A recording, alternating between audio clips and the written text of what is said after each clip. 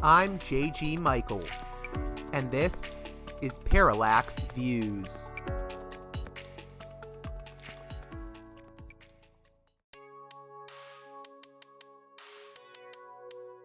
Hey there, Parallax Views listeners. Independent media matters, and your support makes it possible. If Parallax Views has challenged your thinking, exposed you to new ideas, or simply kept you company on your commute, now's the time to help sustain it. Listen, share, and if you can, support the show on Patreon at patreon.com/parallaxviews. One more time, that's patreon.com/parallaxviews.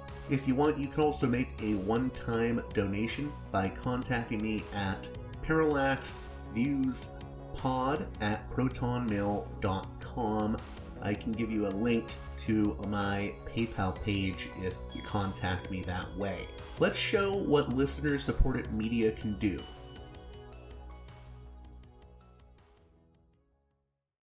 Hey there, Parallax Views listeners. On this edition of the program, we'll be hearing from returning guest James M. Dorsey of the Turbulent World blog about the Middle East. Check out his work on Substack. He's a longtime astute commentator on matters pertaining to the Middle East. He takes a very scholarly approach, and we're going to talk about a number of different matters related to the Middle East and, of course, the Israel Palestine situation. More strikes by Israel in Gaza. European states recognizing Palestinian statehood. The fallout from that. Israel's airstrikes in Doha. The Houthis, who just did a drone strike that hit Israel. And Gulf states perceiving Israel as a bigger threat at this point than Iran. All that and more on this edition of Parallax Views with guest James M. Dorsey. Before we begin the conversation, I'd like to remind you that you can support me on Patreon at patreon.com/parallaxviews. One more time, that's patreon.com/parallaxviews. We're coming up on the beginning of a new month, October, and I could really use your support. I always look for new support at the beginning and the end of each month. I do not make David Pakman money with this show, let me tell you, so your support is really appreciated. I only have one sponsor, and it's time to mention him, Mike Swanson of WallStreetWindow.com, a straight-shooting financial and trading news website. I've personally had listeners tell me that they made return on investments that they were happy with thanks to Mike's tips. I highly recommend you check out WallStreetWindow.com if you're into trading and or just following the financial news of the day. Also, if you subscribe to his trading newsletter, you will get a copy of his free ebook, The Twofold Formula, the single best trading pattern that I have ever used. You can get that at WallStreetWindow.com. Just subscribe to the newsletter and you'll get that ebook as well. Like I said, I've had listeners that have made return on investment thanks to tips from Mike Swanson. So check out WallStreetWindow.com if you can. And with that being said, let's get right to the conversation with James Dorsey.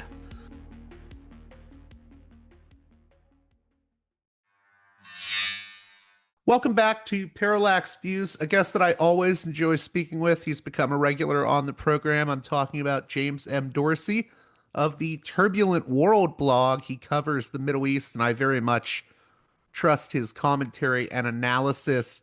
He takes a very scholarly approach and tries to be very even-handed and thoughtful about these matters in a time where there's a lot of misinformation, disinformation, and just garbage hot takes all around when it comes to anything with the Middle East, especially Israel Palestine. And I always think that James offers a more thoughtful approach. So I want to thank you again, James M. Dorsey, for coming back on the program.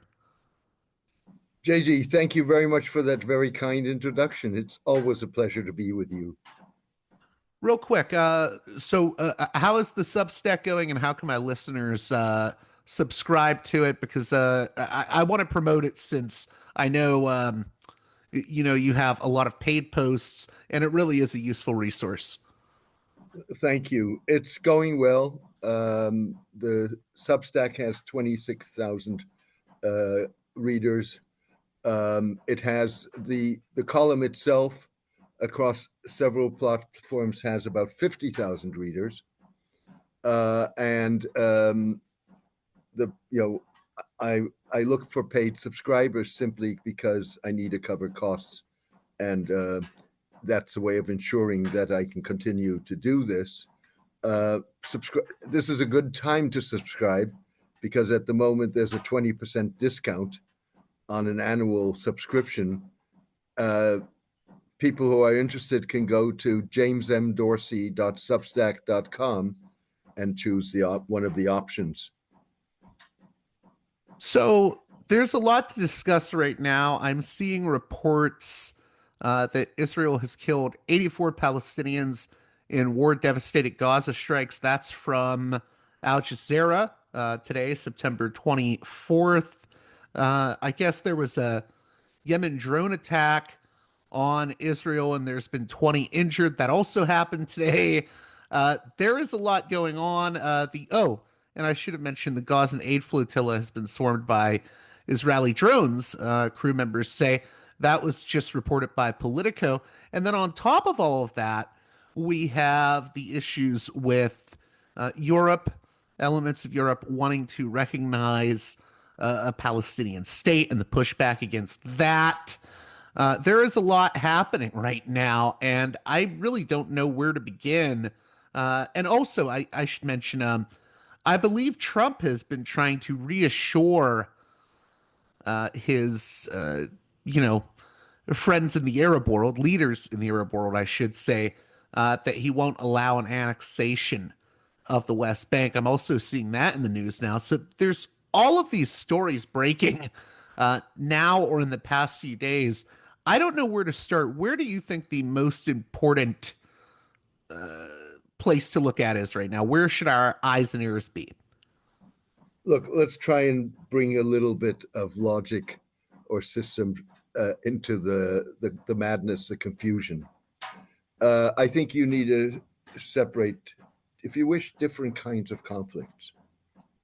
So with regard to Israel Palestine and particularly Gaza, I think it's very clear that Trump wants the hostages released, and he wants them released now. He also puts the blame, whether accurate or not, on the fact that he hasn't been able to secure a ceasefire on Hamas rather than Israel. I think Israeli Prime Minister Netanyahu is realizing that the window of opportunity is closing. And a crucial moment in that will be when Netanyahu meets Trump, if I'm not incorrect, on Monday in the White House, the only leader to have visited the White House 4 times since Trump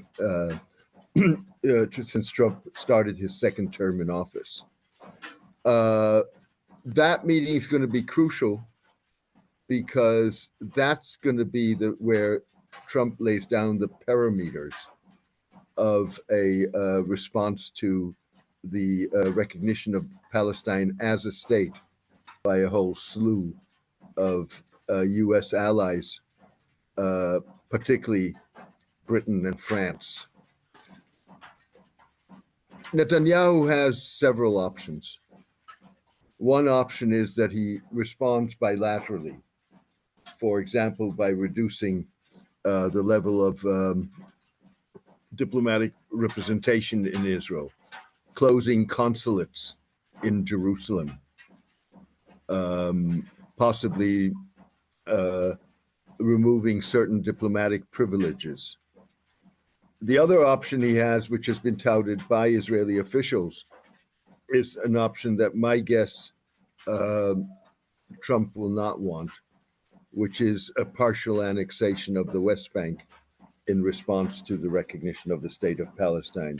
And I have no doubt that the Arab and Muslim leaders who met with Trump in New York yesterday will have made very clear that that's a red line, even though anonymous Emirati officials have said that annexation would not lead to a rupture in diplomatic relations between the United Arab Emirates and Israel. So that's one set of issues. I think when it comes to Hamas and to the Houthis and Hezbollah, I think we've got to be very clear. These were tit for tats wars that were started by the Houthis and by Hezbollah. They were not started by Israel. Now, Israel's been far more proactive in violation of the ceasefire with Hezbollah since the ceasefire was concluded last November, with repeated attacks inside Lebanon and a continued military presence in southern Lebanon. The Houthis, the Israelis are reactive. Every time they attack the Houthis, they're responding to an Houthi attack on Israel. And the other element in that is that if there were a ceasefire in the near future, then the Houthis, by their own statements, will stop the attacks on Israel. And in fact, if you go back to the ceasefire earlier this year, the Houthis did stick to their promise not to attack shipping and Israel during the period of the ceasefire. If you could, can you explain the situation with the Houthis? Because I know there was that incident, I think a few weeks ago, where there were some bureaucrats that got taken out by Israel in Yemen, and I knew people that were saying, "Well, this is the end of the Houthis," and I said I don't really think so, because they haven't taken out the sort of religious movement it's associated with. Am I on base or off base about that? No, I look, I don't. First of all, they haven't taken out Hamas. They've seriously weakened Hamas, but they haven't taken it out. They haven't taken out Hezbollah. They've seriously weakened Hezbollah, but not to the degree where Hezbollah basically is willing to concede. And I think the same is true for the Houthis. Now, keep in mind that, what I said before, Israeli responses, they may be sledgehammer responses, but nonetheless, Israeli responds to Houthi attacks. It hasn't tried to take the Houthis out. And that would probably be a bridge too far, because that would really take presumably carpet bombing, and Yemen is a long way from Israel, if not ground troops. And Israel at this point can't afford a war like that, nor would the Gulf want to see that, even if they are not necessarily sympathetic to the Houthis as such. I should have mentioned this earlier. So I'm looking at the article right now from Politico. I don't think we can really talk about it because it's really breaking. The article was released 12:31 p.m. my time, so just an hour ago. It was released. Trump promises Arab Muslim leaders he won't let Israel annex the West Bank. That's Politico. That's an exclusive to Politico that just came out an hour ago as of this recording. You mentioned earlier reports that the UAE won't cut ties with Israel if the West Bank is annexed. I've also heard, though, that they could downgrade diplomatic ties. Reuters was reporting that around the same time, that they could downgrade diplomatic ties if there's an annexation of the West Bank. What do you think is going on with all of that? Do you think Arab countries are beginning to get worried about Israel's actions and how this could affect them long term? Well, I think that, first of all, Arab countries, particularly the Gulf, but not only the Gulf, see Israel today as a greater threat than Iran.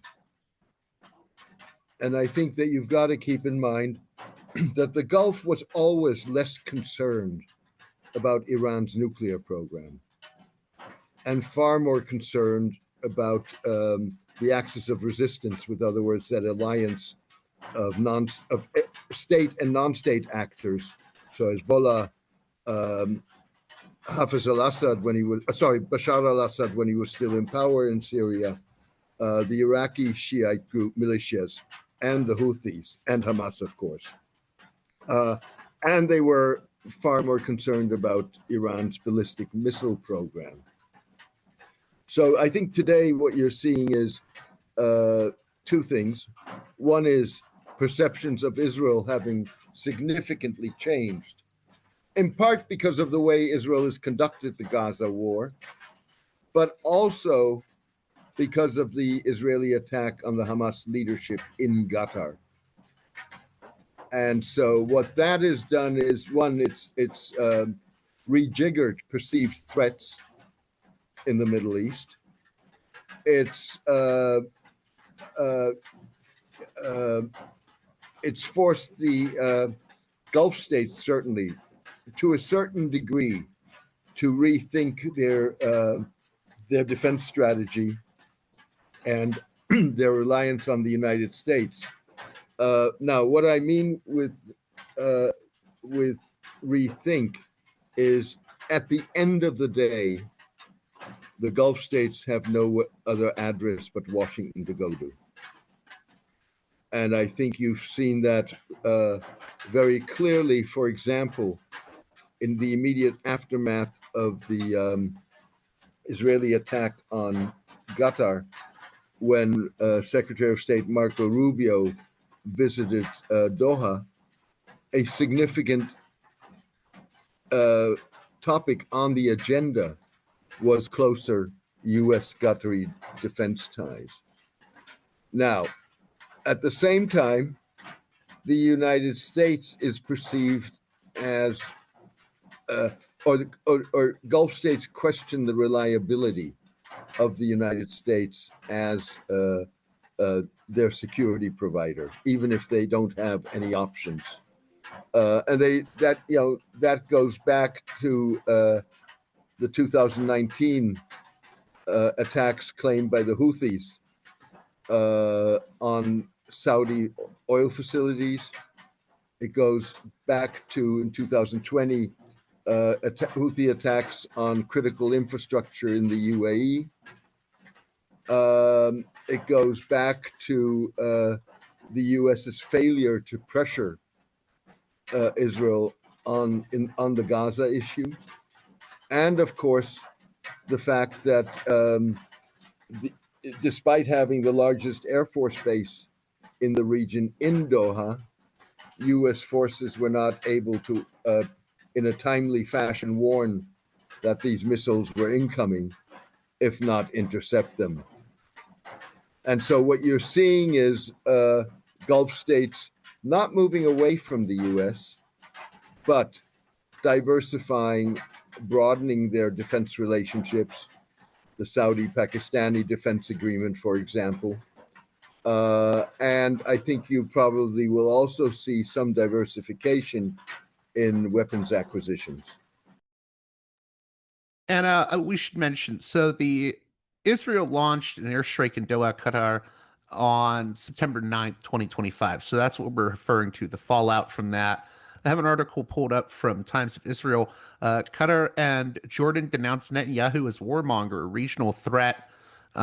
They visit our country and plot to attack at wills and Meir, as Abdullah warns Greater Israel would involve blatant violation of the sovereignty of Israel's neighbors. Yeah, it seems like things are very tense. What do you think the next moves are for both Israel and its neighboring countries? Well, first of all, I think let's be clear. There are parties in government that believe in Greater Israel or have Greater Israel as their policy. And to a degree that includes Likud. But it's can not you official. explain what Greater Israel means in this context if I have It listeners that are means unfamiliar? that essentially Jordan is Palestine, uh, Israeli control of southern Syria, um, control of southern Lebanon, obviously the occupied territories, occupied Palestinian territories, but that is not official government policy. What I think, and we've discussed this before, that there is, on the other hand, a change in Israeli defense doctrine. So in the past, the Israeli defense doctrine was deterrence, in part through collective punishment and through sledgehammer responses to threats and attacks on Israel. What we've seen in the last 2 years is that Israel wants to militarily emasculate its foes or those it perceives as threats. So, you know, the claim that they're going to totally destroy Hamas, the demands for full disarmament of Hezbollah, the substantial sustained attacks on the Syrian military to deprive it of its military capabilities and infrastructure, as well as support for Syrian minorities, some of which may have secessionist ambitions. And so, you know, that's what I think. Those are the two things that what you were just reading aloud refer to. In another recent interview, not with my show, but with another show, you stated that, I'm just going to quote you here. I think we're at a crucial cross point. Contrary to much of common wisdom that it was already too late for a two-state solution, I think that option was still possible until now. Um, if you could, can you elaborate on what you meant by that? Why do you think the two-state is now becoming increasingly difficult as the solution for this conflict? So the argument that the two-state solution is history is basically based on looking at a map and seeing the dots across the West Bank of Israeli settlements. And if you indeed look at that, unless you're going to move 750,000 settlers out of the West Bank, you can't, or allow the settlers to be under Palestinian jurisdiction, you can't build a Palestinian state there. The problem is it's not about the number of settlements. What it's about is population concentrations. And the bulk of the settlers are in settlements close to what is called the Green Line, which is the pre-1967 war borders between the West Bank and Israel. And so if 80% are concentrated close to that border, you can bring the bulk of Israeli settlers under Israeli jurisdiction in case of this creation of a Palestinian state through land swaps. What we've seen more recently in recent weeks is the Israeli government having adopted a settlement program for what is called E1. And E1 is an area that stretches out of Jerusalem into the West Bank and for all practical purposes divides the northern part of the West Bank from the southern part of the West Bank. And so if that were to become reality, then the notion of a contiguous Palestinian state, contiguous at least in terms of the West Bank, becomes history. Yeah, I was thinking as you were speaking about that, about Dr. Shal Arieli, who I believe was in the IDF and has been a big proponent of the two-state. He wrote a very interesting piece called, I think it was a whole book called Deceptive Appearances. Do the Jewish settlements in the West Bank negate the feasibility of the two-state solution? He argues that it doesn't, and there is a way around this. You're saying though that sort of that recent events are actually foreclosing what Ariely and others are saying used to be possible. Yeah, I mean, Shaul is a reserve colonel. I think he's a colonel, but he's a reserve officer in the Israeli Defense Forces, and he actually was called up in the last 2 years during the Gaza war. I'm not quite sure where he served, whether he served in Gaza or elsewhere. But he's written a book, and he's also done a number of studies, which basically argued what I was just arguing. And if you go back to the negotiations that took place between the PLO, the Palestine Liberation Organization, post-Oslo, and Israel, there were land swaps built into those discussions.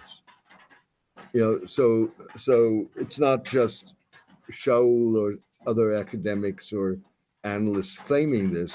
It actually was part of the negotiation. I'm curious. I wanted to bring this to your attention. We may have talked about it before. We may have not talked about it. But one thing I see people get confused about when talking about the two-state versus one-state solution is the one-state reality hypothesis that people like Nathan Brown, professor of political science and international affairs at George Washington University, and also most famously Ian Lustig have talked about. I don't think what they're talking about is the same, though, as the one-state solution.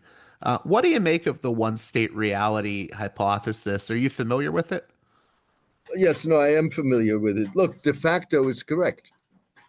Israel controls the West Bank. And it you saw, I think it was today, maybe yesterday, the closure of the only one bridge that Palestinians can use to exit the West Bank. So Israel has control. And in that sense, it's a de facto one state. The problem with it is, of course, that Palestinians in Gaza obviously live under Israeli bombardment. Palestinians in the West Bank live under Israeli occupation and continued aggression. So that's not really a sustainable basis for a one state.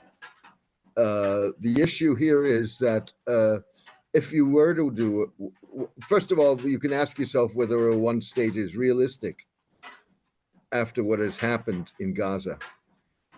I mean, that has set things back in terms of trauma on both ends of both sides of the divide, enormously. The psychological impact of this on both sides. But even leaving that aside, the Israel in recent years has essentially fortified, if you wish, laws that would prevent a one state in which all its citizens have equal rights. And so unless and on top of that, for an Israel that wants to preserve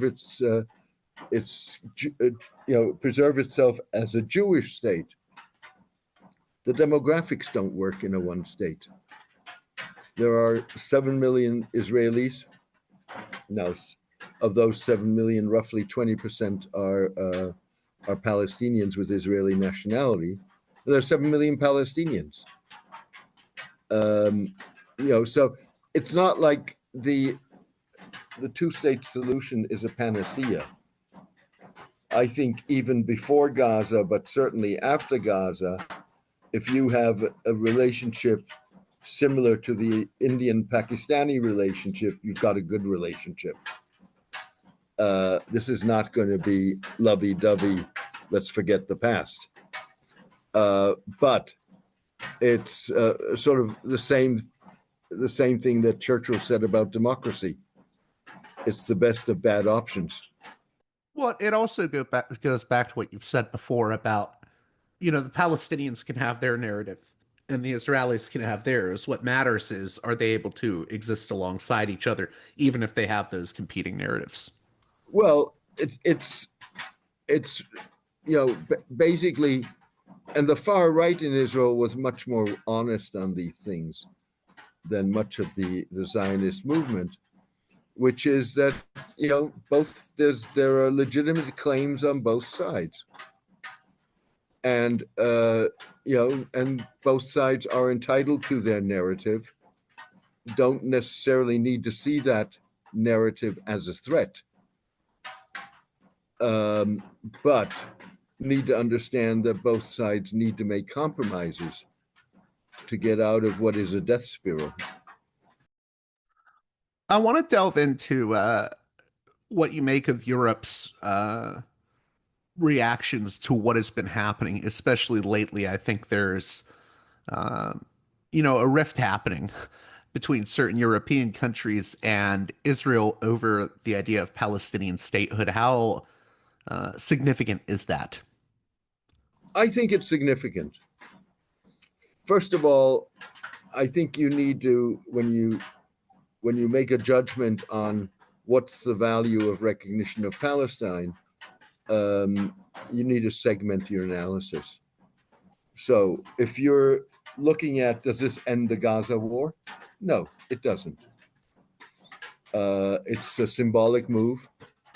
It gives Palestinians a brief moment of hope and good news, not more and not less. However, on a state level, this significantly boosts the status of Palestine. And it facilitates all kinds of dealings that Europeans and others will have with Palestine as a state rather than as an entity.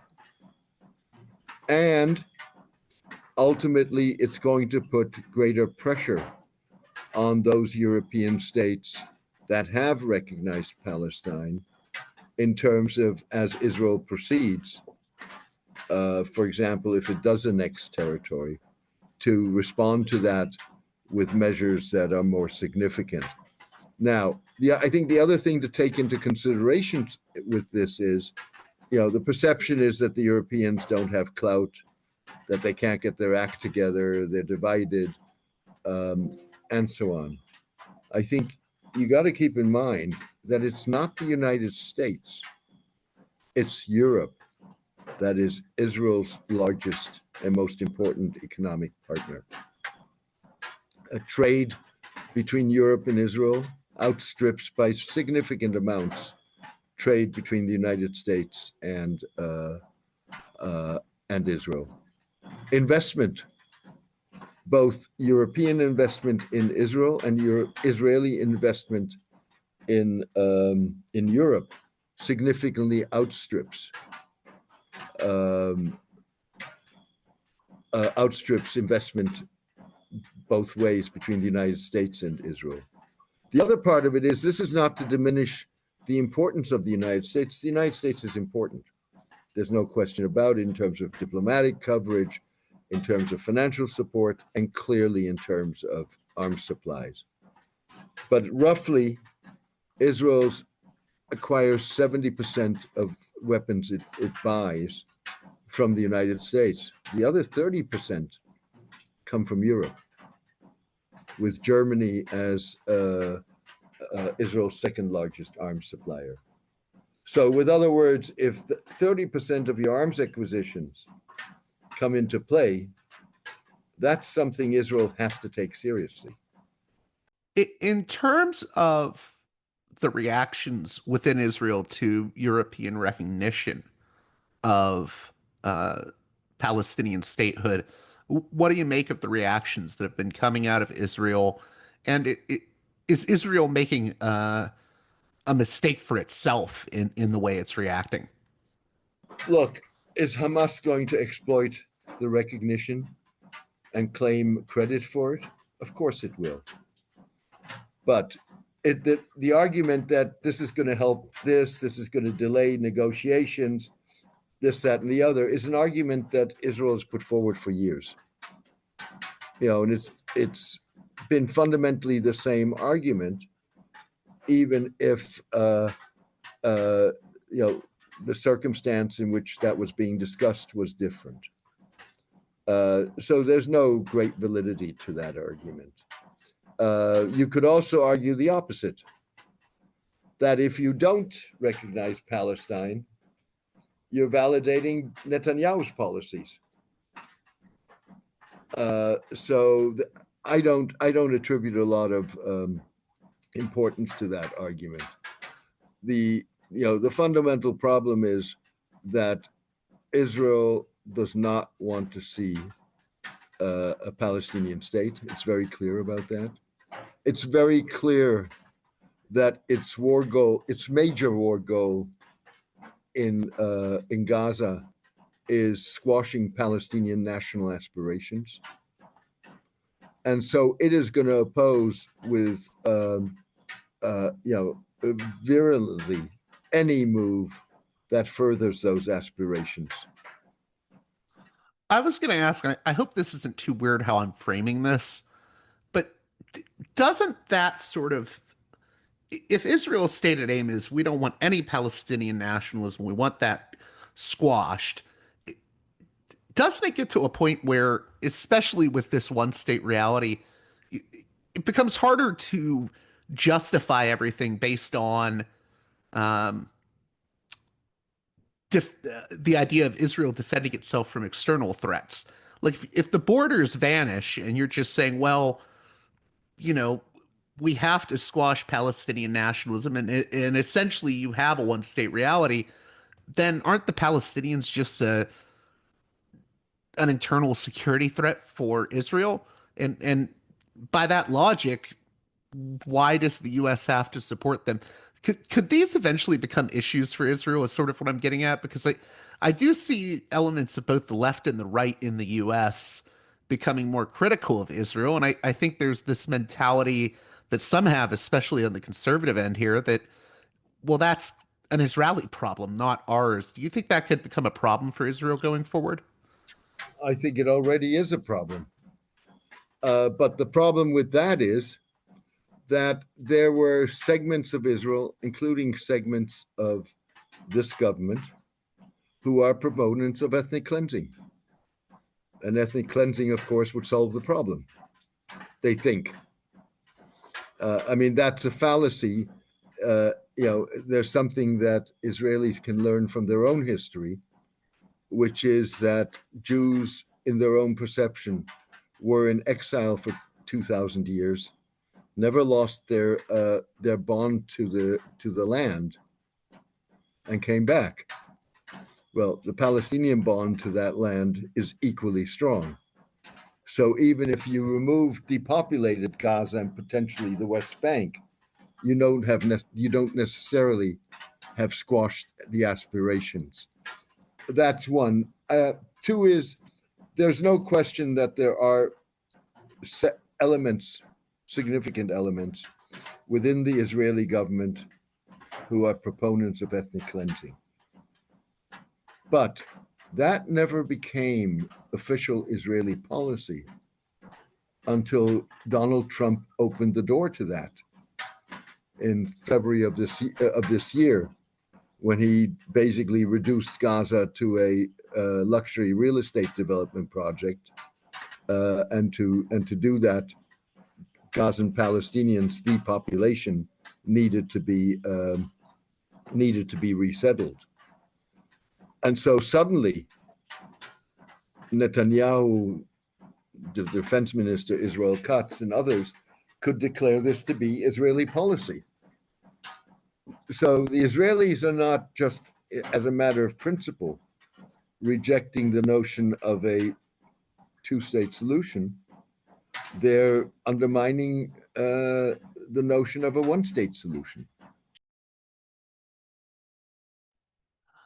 I'm also curious. I don't know if you consider this relevant at all, but I heard last last month that the Israeli ex-spy Jonathan Pollard is running for Knesset, and a lot of people said to me, "Oh, well, Pollard's sort of just this almost like weird celebrity figure in Israel that everyone talks about, sort of like almost like how Mordecai Vanunu is, just this sort of seen as like an eccentric character that had some significance in the past." But I do think it's telling that someone like Pollard, who is really to the most extreme end of the right in Israel, I mean, he's so extreme he just thinks that Israel should go at it alone. We don't need the U.S. We can just build the bombs on our own and do everything on our own, and eliminate the enemy, as he says. Do you think him running for the Knesset is sort of significant in that it's showing that there's a lot more? I mean, the far right is really making its bid for power, and it is in power at this point. Do you think things are deteriorating even more when it Well, comes to the far right in Israel? Pollard always was on the far right of Israel.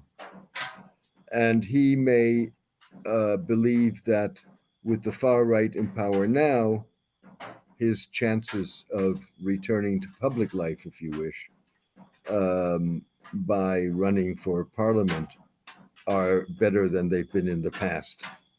Now, the polls in terms of how the far right would score in the next election don't necessarily bear that out. But I think you also have to keep in mind the notion of independence from the United States, or a less dependent relationship with the United States, is a notion that's widespread. One of the first things that Menachem Begin did when he was elected for the first time as became prime minister in 1977 was declare independence from the United States.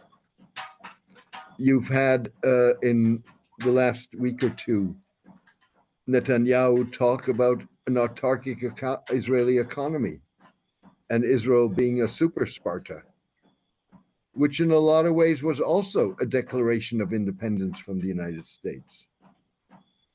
And you have the Heritage Foundation, which is, as far as I can see, part of Trump's brain trust, basically coming out with a plan.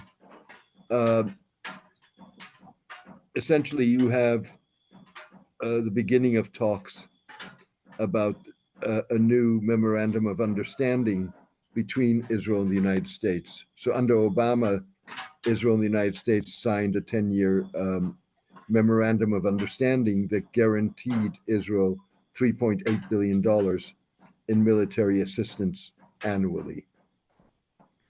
The Heritage Foundation suggests that that structure should be changed, that over a period of 20 years, 22 years, whatever, Israel would receive $4 billion a year, but that amount would be reduced by $250 million every year, in addition to which Israel would be obliged to buy $250 million worth in military gear from the United States, and that at the end of this process, Israel would no longer be an aid recipient, but a full partner of the United States. So that thinking of anything running from declaring independence of the United States to a significantly altered relationship in which the balance of power changes, that's quite widespread. I guess what I was trying to get at earlier in mentioning Pollard was, what is the political situation in Israel in terms of resistance to Netanyahu? Because I think there's still liberal Zionists, but it just seems like the far right is extremely empowered right now, and I don't know that there can be any resistance to it. Well, look, first of all, let's make some things clear. There is a majority of Israelis who want to see the back of Netanyahu. There probably is a majority of Israelis who want to see the back of people like National Security Minister Itamar Ben-Gvir. What do you mean by that? The back of They want to see them out, and they want to see them out today.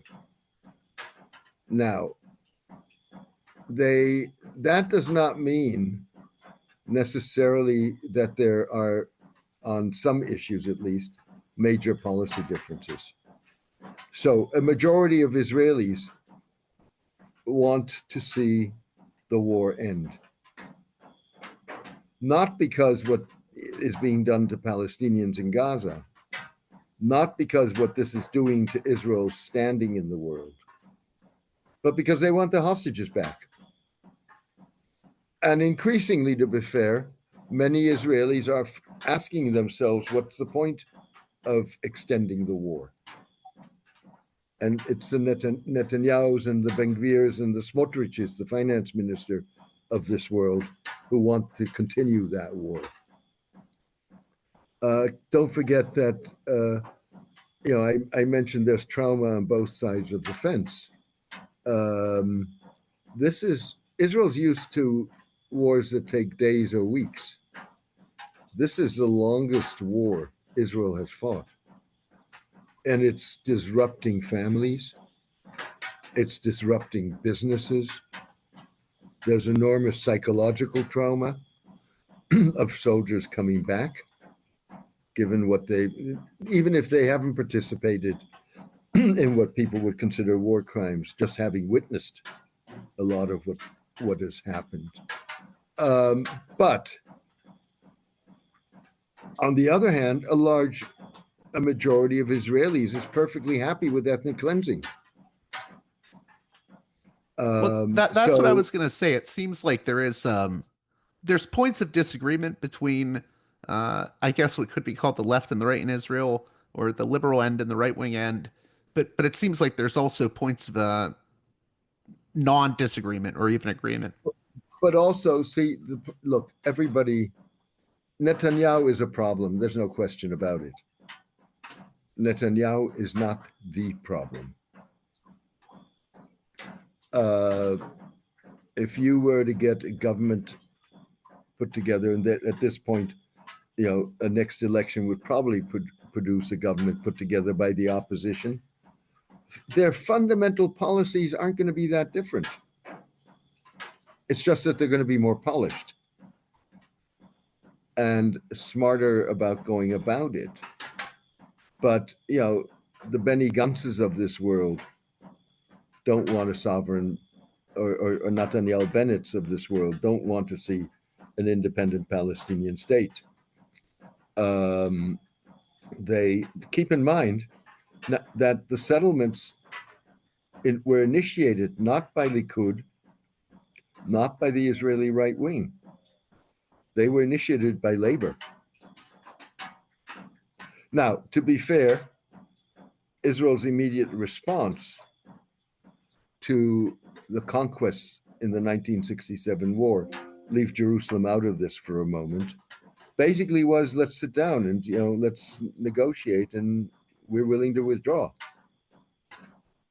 The Palestinians and the Arabs weren't there yet. So you had the three no's, no negotiations, no recognition at the Arab summit in Khartoum in 67. But fact of the matter, and so as a result, the settlements were initiated. The argument then being far more a security argument, which was questionable, but nonetheless, and the religious justifications came later. So, with other words, it's not like the opposition is radically 100 degrees the opposite of what this government is. The opposition is going to be a lot nicer guys to deal with, in a sense, but not necessarily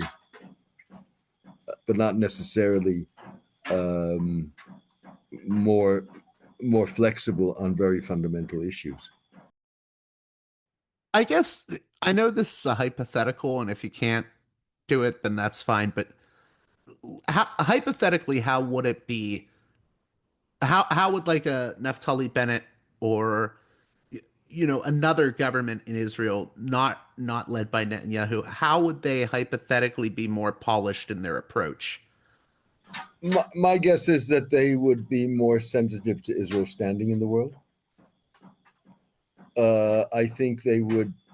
It's been a maxim of Israeli policy, even despite what I said about Begin declaring independence from the United States. It's been a maxim of Israeli policy never to get on the wrong side of the United States, to make sure that you had U.S. backing.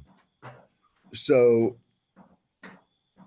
certainly with Trump, where you have a president who's been more receptive to what the Israeli right and far right wants than any other U.S. leader, they're going to be more sensitive to what the United States thinks. And so, it's I think you'll see tactical changes. You'll see, just a much more polished approach. In terms of the Palestinians, I think there's this foolhardy assumption by some people that I come across occasionally that will say, well, Hamas is the problem, and we just need the Palestinian Authority. The Palestine Authority should just be in power, and everything would be fixed. I mean, I'm probably over exaggerating how some people feel about that, but I've come across sentiments that are like that from people that I don't think understand um, the sort of culture and politics in the Palestinian world, because the fact of the matter is, as far as I can tell, is that there's a lot of mistrust in the Palestinian world for the Palestinian Authority. Can you speak to that? Sure. I mean, look, what let me start it off this way. What the Palestinians really need to do is get their act together. And what that means is that, on the one hand, the Palestine Authority, which is the West Bank based, internationally recognized representation of the Palestinians, needs to reform. It's perceived as incompetent, corrupt, and fledgling. It needs to engage in serious reforms. And it needs to do so not just to be a credible partner in whatever efforts may or may not take place to in terms of post-war Gaza, as well as in terms of a resolution of the Israeli-Palestinian conflict. But the other part of it is the Palestinians also need to get their act together in terms of some common basis for the Palestinian polity, which is as as divided between Fatah, which is the backbone of the Palestine Authority, and Hamas. Well, that's what I was going to say. I think your criticism applies to both Hamas and the Yeah, no, Palestine Authority. absolutely, Yeah. absolutely. Look, there's there, the perception Hamas are not nice guys by any stretch of the imagination, and they committed a war crime on the 7th of October, 2023. But fact of the matter is that their evolution to violence tells you a lot about the group and their political evolution. So they've always adhered to the armed struggle,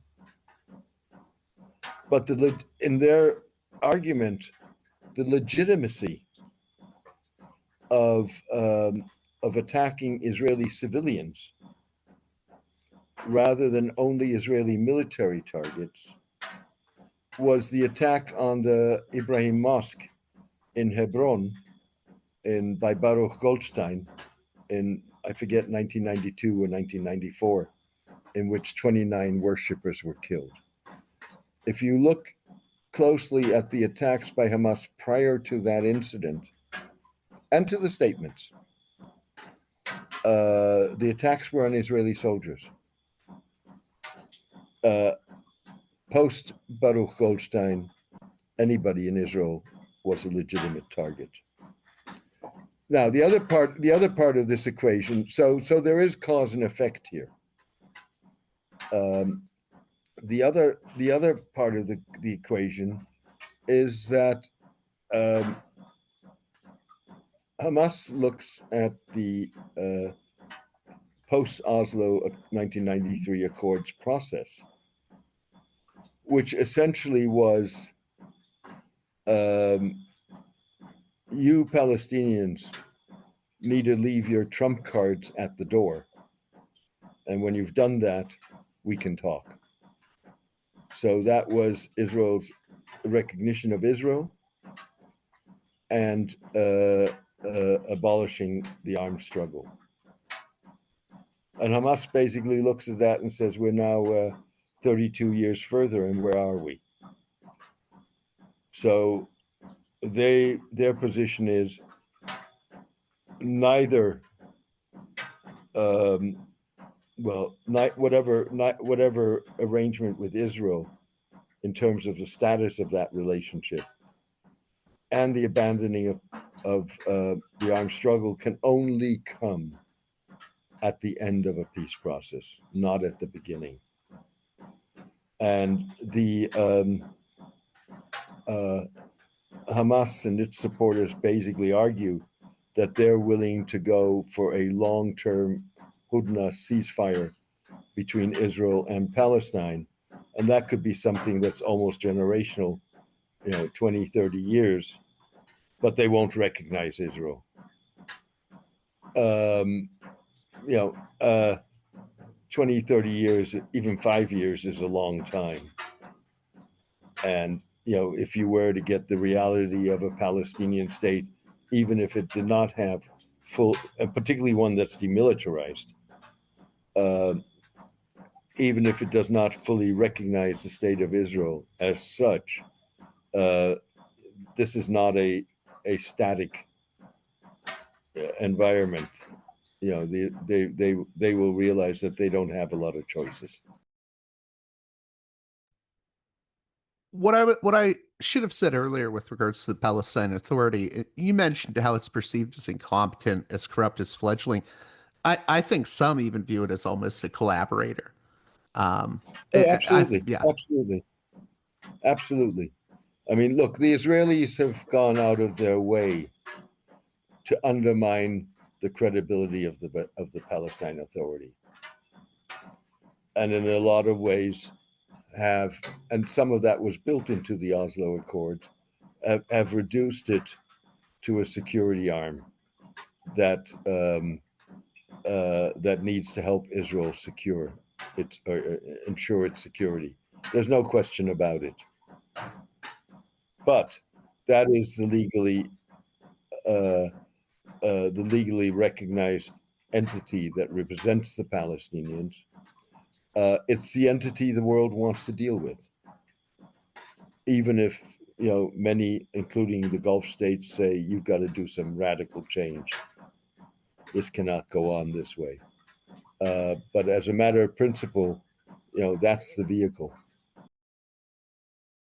I think earlier I sort of cut you off, and you were saying you were going to say the problem for Palestinians, and I think what you were going to say, and you can correct me if I'm wrong on this, but I think your view is the problem is that the divisions politically within Palestinian society are part of what is weakening uh, their negotiating position.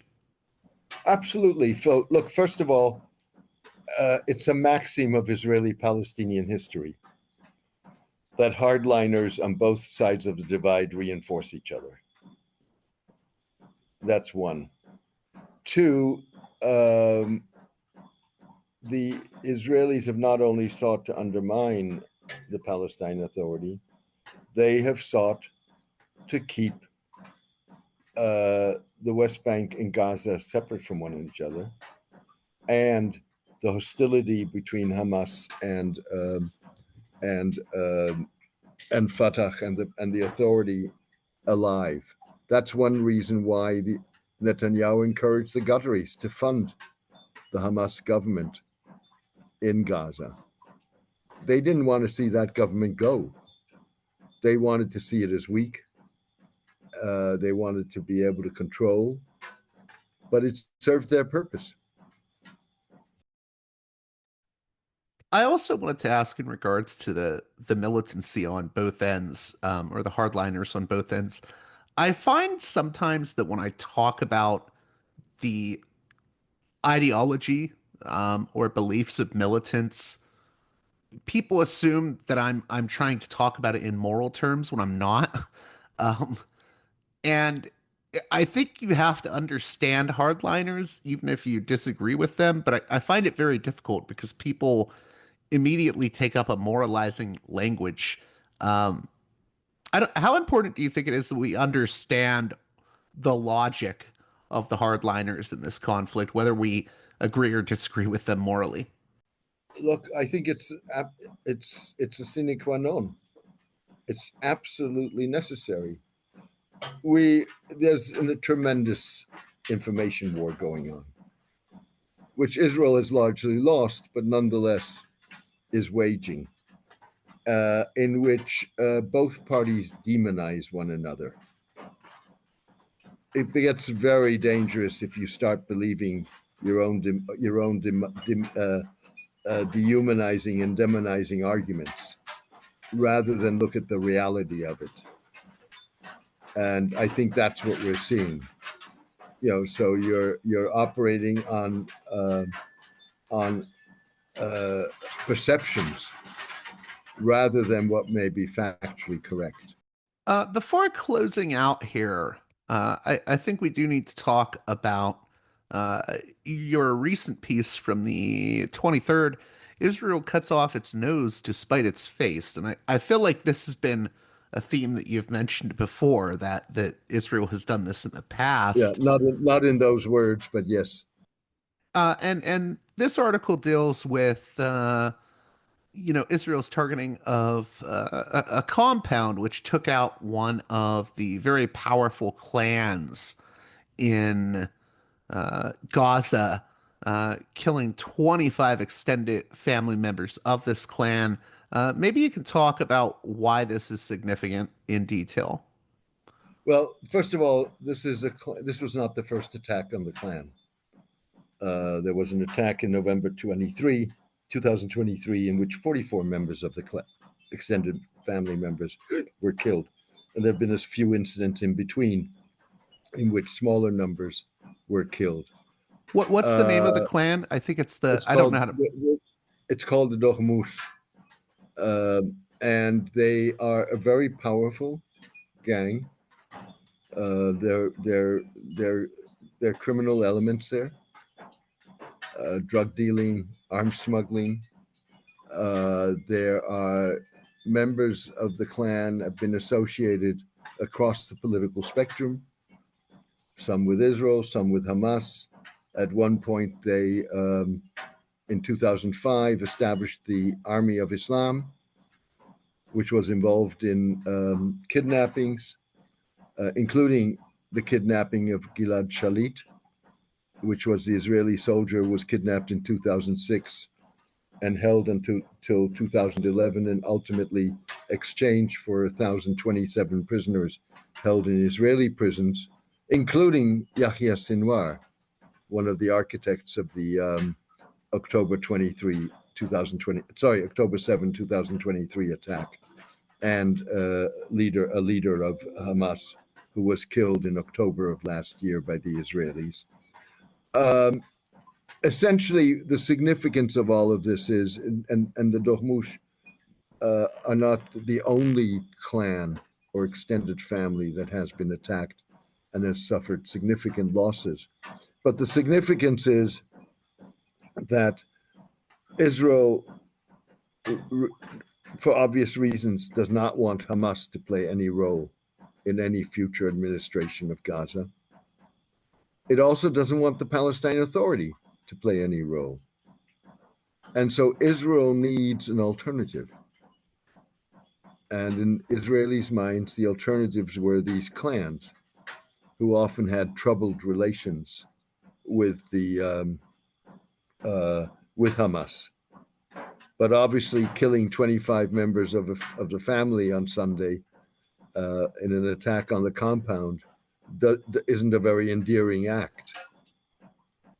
And so the likelihood that the clans would be willing, without some significant cover, to cooperate with Israel and be seen as collaborators with Israel, potentially even collaborators in ethnic cleansing. If that was an option before this attack, it certainly is not an option anymore. Now, that can change if there is what I was describing as cover before. So it's not impossible that the United Arab Emirates would potentially be willing to be to some degree associated with something like this. It's very well possible that someone like Mohammed Dahlan, who's a former Fatah security chief, who was defeated by Hamas in 2007 and is a close associate of the Emirati president, that he could swing some of. But for that, Israel would have to also make a number of concessions, and there's no clarity that Israel would do that. Why do you think that strategy of supporting clans like this was always doomed to fail from the outset? Well, essentially because it's very hard for Palestinians to position themselves outside of what is the Palestine Authority, the recognized representative of the Palestinians, whether you like them or not. I mean, this would be an attempt to establish a third alternative. And I think many Palestinians would have problems with that. I also wanted to ask you, you mentioned the sort of powerful information war that's been going on, and Israel sort of, I mean, essentially largely losing that. Um, do you think that's really a matter of just I mean, there's a definite power asymmetry between Israel and the Palestinians. Uh, how much of that affects how we understand the conflict? First of all, I think that Israel had a significant degree of empathy on October 7th. And just as much as if Hamas had not been as brutal as it was in its attack on October 7th, and if Hamas had concentrated on attacking military targets rather than killing 1,200 people, roughly, the majority civilians, then Hamas may have had a little bit more empathy. By the same token, if Israel had been more methodical in its retaliation against Hamas, rather than killing enormous numbers of civilians and women and children, and reducing the strip to a pile of rubble, let alone the hair-raising statements that are repeatedly made by Israeli leaders, it may have been able to maintain some of that empathy. But you can say what you want. The images on television tell it all, and it doesn't matter what you say. If you see a starving child, child without limbs, the absolute horror of people fleeing, being displaced, looking for food, those images, there's no way you can defeat those. And saying they're fake or this, that, or the other isn't gonna stand. In closing, I don't like making predictions, but where do you think things are going to be going from here? I mean, taking into consideration Israel, its neighbors, and the U.S. Look, I think that at the end of the day, we're going to have to see an end to the Gaza war very soon. Don't forget that Trump has interests in the Middle East, and the United States has interests in the Middle East, and he doesn't want to endanger those. And so I think we're going to see fairly reasonably soon an end to the war. We're not going to see a resolution of the conflict, but at this point, just ending the killing is crucial. Well, James, I want to thank you again for coming on Parallax Views. If you could you plug the Substack one more time? Sure. Well, first of all, thank you very much for having me. I enjoyed the conversation. I apologize. You may hear the rain coming down suddenly. So I apologize for that, but I can't control it. But I would welcome new readers, and you can go to jamesmdorsey.substack.com and take advantage of the 20% discount on annual subscriptions. A special thanks to my $10 and above tier supporters on Patreon, who make this show possible with their generous donations. Producers' credits shout out to those supporters: Jeremy, Matt, Big Bob's Beepers, James, Enoch, David, Sadad, Tristan, Bob, Eva, Miriam, West Bank Robbery Pod, B. Lund, Transnatural Perspectives Podcast, Dan, Nick, Elliot, Fabian, Tom, Arlen, Bo, Spartacus, James, G, Jamie, Will, JC, WV, Orc, Catherine, Darko, Nathan, Holland, Dan, Mark, Chase, Olm, Gary, Emilia, Nick, Brace, Michael, and Brian. Please join those listeners in supporting me at the $10 and above tier of my Patreon page, patreon.com/parallaxviews, if you'd like your very own producer's credit on each and every edition of the program. Until next time, you've been listening to Parallax Views with Parallax Views to Parallax Views with Parallax Views. The way out is not simply to say, don't do it, just to prohibit. It's nothing else. If we don't do it, others will be doing it like crazy. So, we have to confront the problem. But no, basically, I know of the great anxieties, problems, new forms of control, but it's also new forms of freedom.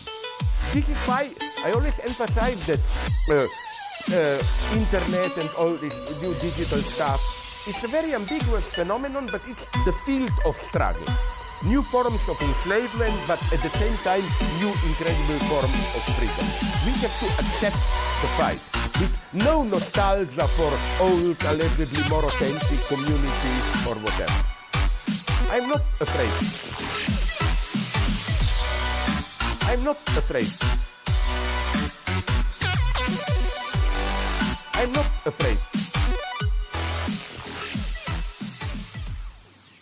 I'm not afraid.